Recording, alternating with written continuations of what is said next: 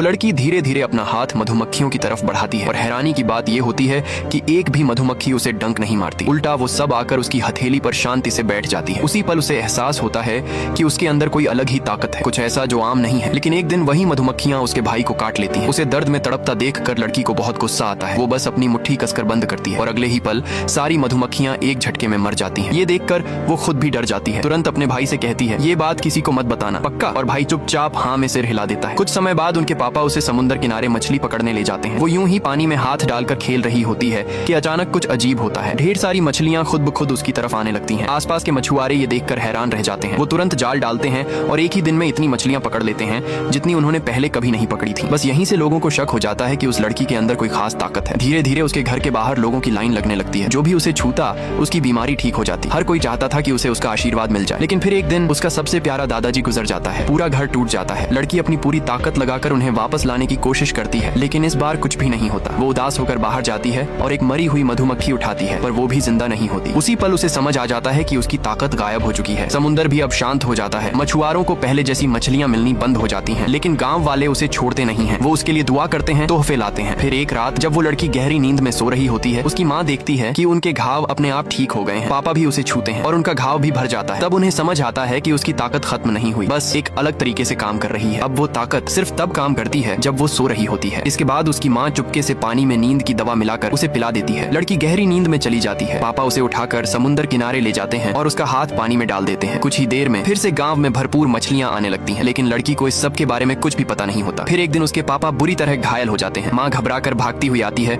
और उसे जबरदस्ती वही दवा पिला देती है। लड़की छटपटाती है, लेकिन आखिरकार दवा उसके गले से उतर जाती है। उसी वक्त उसका भाई अंदर आता है, हाथ में हथियार लिए। माँ उसे रोकने की कोशिश करती है, लेकिन वो बस अपनी बहन को वहाँ से ले जाना चाहता है। तभी माँ उसकी तरफ दौड़ती है और जब लड़की को होश आता है तो वहाँ कोई भी नहीं होता। उसकी ये ताकत जिसने कभी सबकी मदद की थी, आखिर में सब कुछ बर्बाद कर देती है। अब सवाल ये है, अगर तुम्हें ऐसी खतरनाक ताकत मिले तो क्या तुम उसे रखना चाहोगे? कमेंट में जरूर बताना।